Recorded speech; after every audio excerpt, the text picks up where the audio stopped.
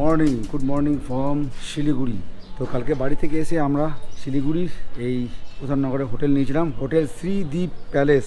হচ্ছে hotel Sreedweep palace. আজকে এখান থেকে বেরাচ্ছি দার্জিলিং এর most of the famous offbeat ডেস্টিনেশনে ভিজিট করার জন্য, সেটা হচ্ছে সিটং। তো এখন ঘড়িতে বাজে 10:10, অনেক লেট হয়ে গেছে। তার কারণ হচ্ছে সকালবেলা বাইকটা যখন মোছামুছি করতে গেলাম, পিছনের টায়ারের এয়ার প্রেশারটা চেক করতে গিয়ে দেখি এয়ার প্রেশার অনেক কম, একটা লিক দেখা দিয়েছে। সেই লিকটা এখন সারিয়ে নিয়ে আসলাম, যার জন্য একটু দেরি হয়ে গেল। আর ওয়েদার যদি বলি, কিন্তু দারুণ সানি ওয়েদার, ফ্যান্টাস্টিক জার্নি হবে আজকে। তো আজকে ব্লগটা কিন্তু বেশ অ্যাডভেঞ্চার হতে চলেছে। শিলিগুড়ি থেকে সিটং যাওয়ার যতগুলো রাস্তা আছে তার মধ্যে সব থেকে শর্টেজ রুট দিয়ে আজকে আমি পৌঁছাবো সিটং। তো ভিডিওটা প্রথম থেকে শেষ অবধি দেখো। আর এদিকে বাইক পুরো রেডি, সব কিছু ফিট করে দেওয়া হয়েছে বাইকে। তো চলো জার্নিটা এবার স্টার্ট করা যাক। এ হচ্ছে প্রধাননগর, শিলিগুড়ি প্রধাননগরের গলি। এখানে প্রচুর হোটেল রয়েছে, এর পাশেই রয়েছে শিলিগুড়ি জংশন। এইবার এই জ্যামের মধ্যে পড়বো আপ টু দার্জিলিং মোড় অব্দি। বিশাল জ্যামে ফেসে গেলাম।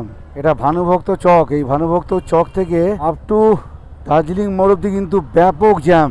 তো এই রাস্তায় কিন্তু সকাল সকাল না বেরালে কিন্তু সমস্যা। লোকাল বাস, বাইরে থেকে সব ট্যুরিস্ট বাস, তারপরে এই টোটো। এখন যে রোডটা ধরে যাচ্ছি এটা হচ্ছে হিলকার্ট রোড, NH 55। এই NH 55 ধরে এখন যাব দার্জিলিং মোড়, সেখান থেকে যাব শুকনা মোড় থেকে যাব রংটং। এই রোডটার নাম হচ্ছে মালাগুড়ি রোড। তো রংটং গিয়ে তারপরে দেখাচ্ছি কোন দিক দিয়ে সিটং যাওয়া যায়। এই হচ্ছে দার্জিলিং মোড়, এই হচ্ছে বিশ্ব বাংলা লোগো। শিলিগুড়ি থেকে আসার পর ডান দিকে টান নিয়ে ঢুকতে হবে। এটা হচ্ছে হিলকার্ট রোড, NH 55। আগে বড় বড় বোর্ডে সব লেখা আছে শুকনা হচ্ছে 8 কিলোমিটার, হচ্ছে তিনধারিয়া হচ্ছে 25 কিলোমিটার, কার্শিয়াং হচ্ছে 45, সোনাডা 60, ঘুম 69, দার্জিলিং 77। আমরা যে জায়গায় ছিলাম, যে হোটেলে ছিলাম, সেখান থেকে এই সিটংয়ের দূরত্ব দেখাচ্ছে 55 কিলোমিটার, মানে আপার সিটং অবধি। তো আজকে সিটংয়ে আমাদের কোনো হোমস্টে বুক নেই।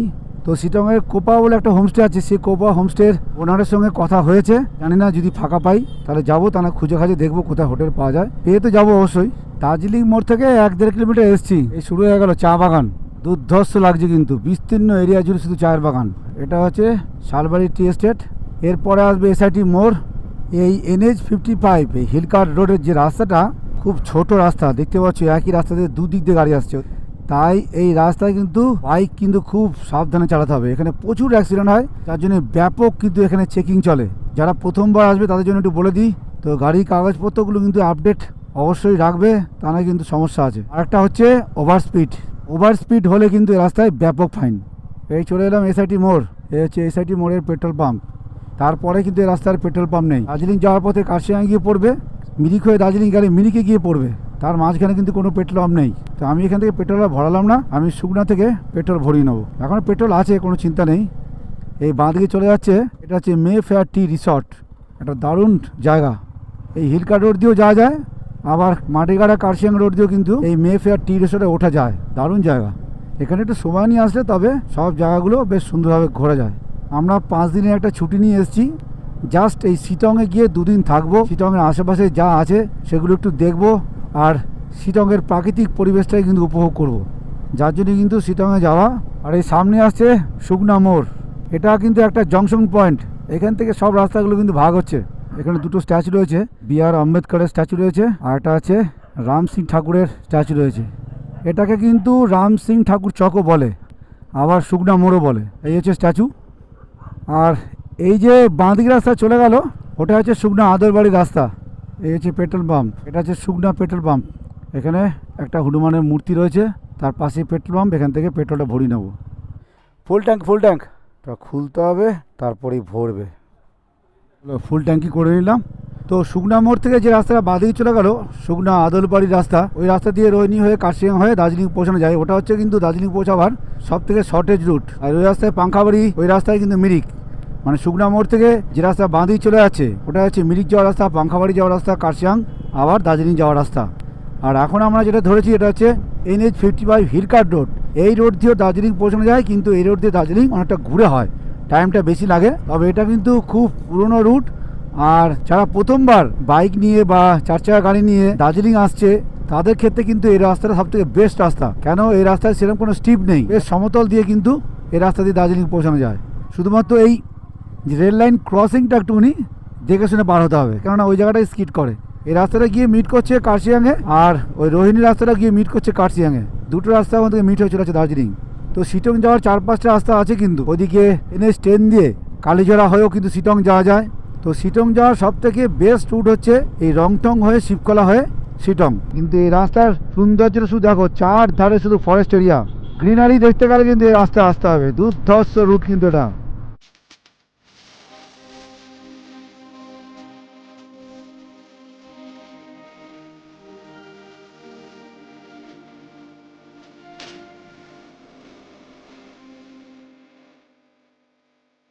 রংটং চলে এসেছি, এখানে প্রচুর দোকানপাট আছে, তো ভাবছি এখানে ব্রেকফাস্টটা করে নেবো। তো শিলিগুড়ি থেকে মারাত্মক জাম কাটিয়ে এখন একটা সুন্দর জায়গা এসেছি, এটা হচ্ছে রংটং।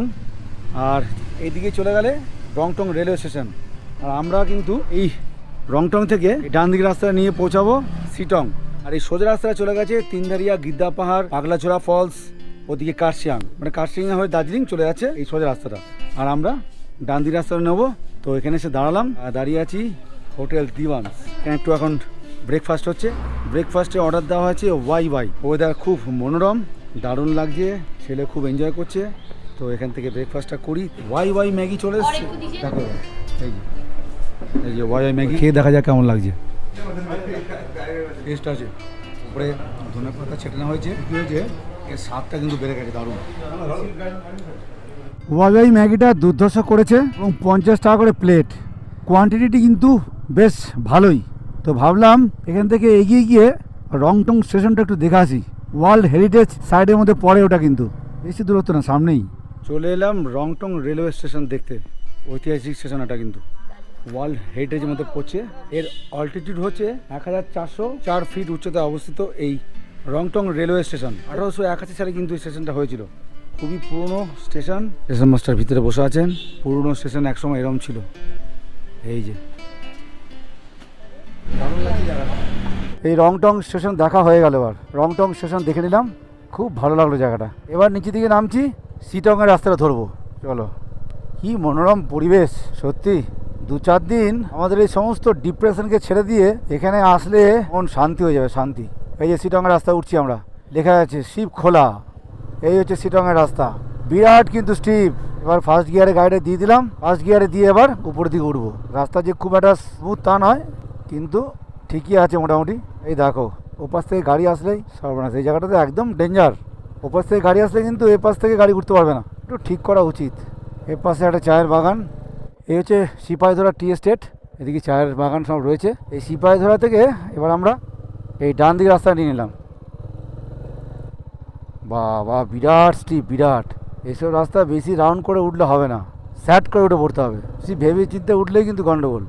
রোদটা ওপাশে পাহাড়ে গিয়ে পড়েছে, ওই পাহাড়ের সৌন্দর্য কিন্তু অন্যরকম লাগছে। আবার এই পাহাড়ে একটুখানি ছাওয়া আছে বলে এর সৌন্দর্য কিন্তু অন্যরকম লাগছে। তাই দাঁড়িয়ে গেলাম, প্রত্যেকটা মুহূর্তই মনে হচ্ছে ক্যাপচার করি। এই রাস্তায় যাওয়ার সৌন্দর্যই আলাদা ভাই, আলাদা। এবার আবার নিচের দিকে নামছি, ফার্স্ট গিয়ারে দিয়ে দেবো গাড়িটাকে। ইঞ্জিন ব্রেক করে নামছি, কোনো অসুবিধা নেই। চলো আস্তে আস্তে নামবো, কোনো তাড়াহুড়া নেই, সুন্দরভাবে গাড়ি নেমে যাবে। দেখো, এসব জায়গায় তোমরা যারা প্রথমবার আসবে, নামার সময় কিন্তু অবশ্যই ইঞ্জিন ব্রেকটাকে ইউজ করবে। এই যে হালকা করে ব্রেক দিচ্ছি আর ইঞ্জিন ব্রেকের উপর নির্ভর করে নামছি। এই লামাহাটের রাস্তাটাও কিন্তু ঠিক এরকম স্টিফ। নিচের দিকে নামার সময় সামনের ব্রেক ইউজ করলেই কিন্তু সমস্যা, কেননা তখন গাড়ি পুরো লোডটা ডিস্ক ব্রেকে গিয়ে পড়ে, আর ডিস্ক ব্রেক গরম হয়ে গেলে কিন্তু ব্রেক ফেল করবে। এই 2-1টা টেকনিক জেনে রাখলে পাহাড়ে গাড়ি চালানো কোনো বড় ব্যাপার নয়, বিশেষ করে এরকম স্টিপ পাহাড়ে। রয়্যাল এনফিল্ড মেটিওর 350 ভালোই যাচ্ছে গাড়ি, অসুবিধা নেই। এর আগে অরুণাচল করে এসেছি, কোনো অসুবিধা হয়নি। লামাহাটাও করেছি, কোনো অসুবিধা হয়নি। আজকে শিটংয়ের রাস্তায় যাচ্ছি, গাড়ি মোটামুটি ঠিকই যাচ্ছে। জনহীন প্রান্তর, রাস্তায় কেউ নেই, শুধুমাত্র আমরা একাও যাচ্ছি। আর এখানে দাঁড়িয়ে গেলাম, প্রকৃতির মানে এখানে মনে হচ্ছে উজাড় করে দিচ্ছে আমাদের। কি ভালো লাগছে, কি বলবো আর। এই হচ্ছে আমার গাড়ি, ওরা ওখানে বসে গেছে, একটু রেস্ট নিচ্ছে, একটু স্টিল ফটো তোলা হবে। একটা কিসের শব্দ হচ্ছে? কিসের শব্দ হচ্ছে বলো তো? তোর কি ভয় লাগছে? কিছু না বলছিস যে ভয় লাগছে, এখানে কিন্তু ভূত আছে। আর এখানে বসে জাস্ট ফ্রেশ অক্সিজেনটা একটু ইনহেল করব। কি লাগছে পাহাড়টা, উফ। এই শিটং যাওয়ার পথে প্রকৃতির এক একটা মায়াবী রূপ দেখে কিন্তু দাঁড়িয়ে যেতে বাধ্য হচ্ছি, কিছু করার নেই। এটাই তো আনন্দ। এই শিটং যাওয়ার পথের রাস্তাগুলো যেরকম খারাপও আছে, তেমনি সৌন্দর্যও কম নয়। এই যেমনি এখন আমরা এসে পৌঁছলাম নুরবং টি এস্টেট, ওগুলো সব কিন্তু চায়ের বাগান। ও হো হো হো হো হো, কী লাগছে! ও আবার দাঁড়িয়ে গেলাম, যে ওপাশে পাহাড়টা অনেক উঁচু, কিন্তু এখানে আবার দাঁড়িয়ে গেলাম। এখান থেকে তো মানে 360 ভিউ পাচ্ছি। এটা হচ্ছে নুরবং টি এস্টেট, আবার এখানে ফটোশ্যুট হচ্ছে, কি বলবো আর। তো এই নুরবং টি এস্টেটটা কিন্তু বার্ড ওয়াচিংয়ের জন্য কিন্তু ফেমাস। দুর্লভ কিছু পাখি কিন্তু এখান থেকে দেখা যায়, দারুণ জায়গা। তবে ওইসব পাখি দেখতে গেলে কিন্তু ওত পেতে বসতে হবে, তবেই দেখা যাবে। আমরা কিন্তু বেশ এনজয় করতে করতে নামছি। এই রাস্তাটা দেখো, স্টিপ দেখো, ক্যামেরায় কতটা আসছে জানি না। এরে সাবাস, এ তো লামাহাটাকেও ফেল করে দিল রে ভাই। এখানে বড় একটা গর্ত, মানে খুবই চ্যালেঞ্জিং রাস্তা। যারা প্রথমবার বাইক নিয়ে আসবে একটু সমস্যা আছে, খুব ধীরে ধীরে গাড়ি চালাতে হবে। ওটা তো একদম এরম নেমেছে, পরের রাস্তাটা এরম। এইসব জায়গায় গাড়ি নিউট্রাল করলে কিন্তু সমস্যা, খতরনাক ব্যাপার হয়ে যাবে। এ বাবা, ডেঞ্জার। পুরো রাস্তাটাই দেখাবার চেষ্টা করছি। ফাইনালি আমরা চলে এলাম শিবখোলা। এই হচ্ছে নদী বয়ে আসছে, এটা শিবখোলা নদী। এই হচ্ছে শিবখোলা মন্দির, পাহাড়ের নিচে। দারুণ একটা জায়গা। এখানে ছোট ছোট স্টল আছে জিনিসপত্র নিয়ে ভিতরে পুজো দেওয়ার জন্য। জায়গাটা বেশ সুন্দর, প্রচুর গাড়ি ঘোড়া দাঁড়িয়ে আছে এখানে। আর নিচে নামতে গেলে ওপাশ দিয়ে নামতে হবে, কিন্তু নিচে নামার মতন ইচ্ছা আমার নেই এখন। এই যে নদী বয়ে আসছে এপাশ দিয়ে, দুর্ধর্ষ লাগছে। অনেকে দেখছি নিচে নেমে স্নান টান করছে। চলো, এই একটা ব্রিজ ক্রস করতে হবে। দারুণ লাগছে, দারুণ লাগছে। ওই ব্রিজটা পেরিয়ে এবার এই উপরের দিকে উঠবো। ওরে বাবা, অনেক উঁচু। তবে এখানে একটা দেখার জিনিস আছে, আমরা গেলাম না। ওই নিচে আছে ন্যাচারাল সুইমিং পুল। অর্থাৎ ওই শিবখোলা নদীর জলটা যে বয়ে আসছে, ওই জায়গাটায় কোনো একটা স্নান ফান করার মতন বেশ সুন্দর জায়গা করেছে, ওটাকে বলছে ন্যাচারাল সুইমিং পুল। এইরকম মাখা বাঁকা পথে চলে গেছে একদম শিটংয়ের রাস্তা।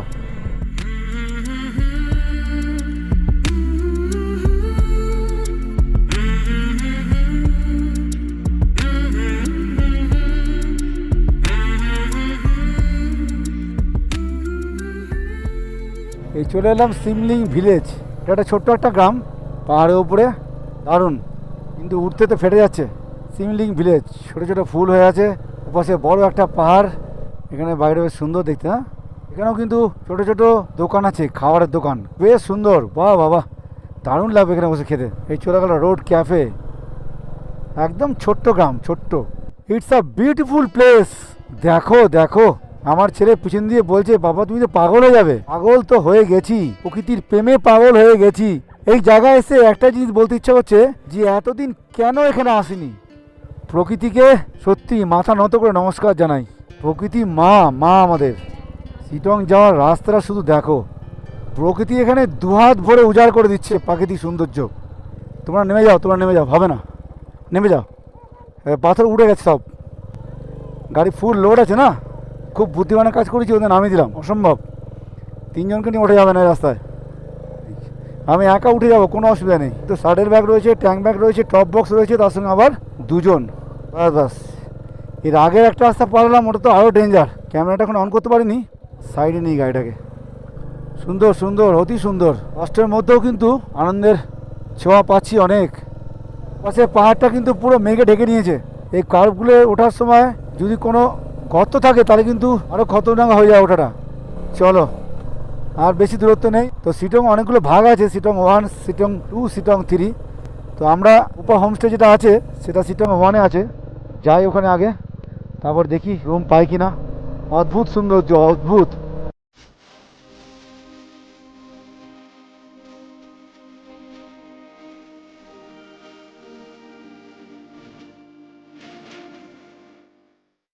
মেঘের সঙ্গে চলছে পাহাড়ের খেলা। পুরো মেঘ পাহাড়কে ঢেকে নিয়েছে।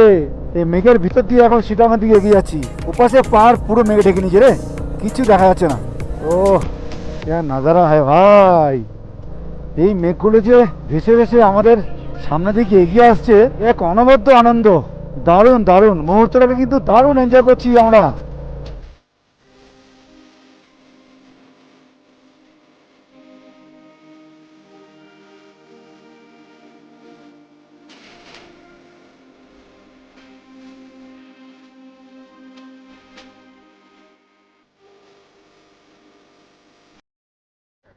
এই জায়গাটা একটু কনফিউজ করে দেওয়ার মতন জায়গা, একদম অফ রুট দিকে চলে যাচ্ছে শিটং। আর এইদিকে চলে যাচ্ছে মানে বাঘরা রোড, ডাউহিল, কার্শিয়াং যাওয়ার রাস্তা হচ্ছে এই বাঁদিকে। চলো, মারাত্মক অফ রুট কিন্তু। এই জায়গায় কিন্তু কোনো লোকজন নেই, এখানে ফেসে গেলে কেউ কিন্তু বলতে পারবে না এই জায়গার নামও লেখা নেই। তাই বলে দিচ্ছি, জায়গার নাম হচ্ছে মহালদিরাম। এখান থেকে 4 কিলোমিটার আছে সিটং। আমরা সিটং 1-এ যাবো। এ হচ্ছে সিটং যাওয়ার রাস্তা, চরম অফ রুট, তাও আবার গড়ানে। মারাত্মক খতরনাক রাস্তা কিন্তু। এ বাপ রে বাপ, সামনের ব্রেকে হাত দেওয়াই যাবে না, দিলে স্কিড করবে। ইঞ্জিন ব্রেক করে নামছি আর হালকা হালকা পিছনে ব্রেকটা দিচ্ছি, ঠিক নেমে যাবে। চরম অফ রুট, চরম অফ রুট। কী অবস্থা, অবস্থা থেকে আবার কোনো গাড়ি হর্ন মারছে।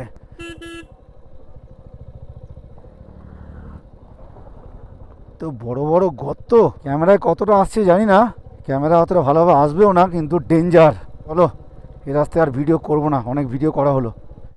ফাইনালি আমরা সিটং ঢুকলাম আর ঘড়িতে বাজে এখন 3টে। রাস্তায় ফটোগ্রাফি ভিডিওগ্রাফি করতে করতে অনেক লেট হয়ে গেল। এই সিটং হচ্ছে মানা হোমস্টে, এখান থেকে শুরু হয়ে গেল হোমস্টে। তো এইখানে আমার একটা এসে দুটো রাস্তা ভাগ হচ্ছে, এটা চলে গেছে যোগীঘাটের দিকে আর এটা হচ্ছে অহলদারা। আমাদের হোমস্টেটা হচ্ছে এই নিচের দিকে, অর্থাৎ এই বাঁ দিকে। তো সিটংয়ে কোপা হোমস্টের সঙ্গে কথা হয়েছিল, তো কোপা হোমস্টেতে একটা ঘর নেই, যেহেতু আমি অ্যাডভান্স দিইনি বলে ওরা অন্য কাউকে ঘর দিয়ে দিয়েছে। তো এখানে 4-5টা হোমস্টে দেখলাম, খুঁজতে খুঁজতে একটা হোমস্টে পেলাম। হোমস্টেটার নাম হচ্ছে উত্তরা হোমস্টে। এটা এই যে এদের কনস্ট্রাকশনের কাজ চলছে, উপরে রুম হচ্ছে, নিচটা একদম ওয়েল ডেকোরেটেড, একদম রাস্তার উপরে। আমরা তো হোমস্টে বুক করে আসিনি, যেহেতু আমাদের বুকিং ছিল না, ওই জন্য দুপুরে লাঞ্চটা নিয়ে একটু সমস্যা হচ্ছে। তাও বলেছি ব্যবস্থা করছে, পেতে পেতে মোটামুটি 4টে বেজে যাবে। এবার রুমটা তোমাদের দেখাই। এই হচ্ছে রুম, এই হচ্ছে দুটো বেড দেওয়া হয়েছে, বেশ বড় বেড, একটা মিরর রয়েছে, ছোট্ট একটা টেবিল দেওয়া হয়েছে, আর এখানে একটা টি টেবিল রয়েছে। এই হচ্ছে বাথরুম। সবথেকে বেশি যেটা দরকার সেটা হচ্ছে গিজার, গিজার ফেসিলিটি রয়েছে। আর বাথরুমটা বেশ পরিষ্কার পরিচ্ছন্ন, ওয়েস্টার্ন টয়লেট। কোনো ওয়ার্ডরোব বা আলমারি কিন্তু আমি দেখতে পাচ্ছি না। আর সবথেকে যেটা খুশির বিষয় আমাদের কাছে, সেটা হচ্ছে এই বেডে শুয়ে সকালে চায়ে চুমু দিতে দিতে জাস্ট ফাটাফাটি একটা ভিউ পাবো আশা করছি, যদি আকাশ ক্লিয়ার থাকে। এই যে জানলাটা খুললেই ওপাশে পাহাড়, দারুণ কিন্তু ভিউ পাবো। তো এই রুমের রেটগুলো যদি তোমাদের বলি, এগুলো 1400 টাকা করে রুম রেট, সিজন অনুযায়ী ভ্যারি করে। আর যেহেতু আমার ছোট বাচ্চা আছে, বাচ্চার হাফ মানে 700 টাকা। এখন দুপুরে লাঞ্চটা করব। তো আজকের এই ভিডিওটা সিটং এসে শেষ করছি। তো টাটা ফ্রম সিটং।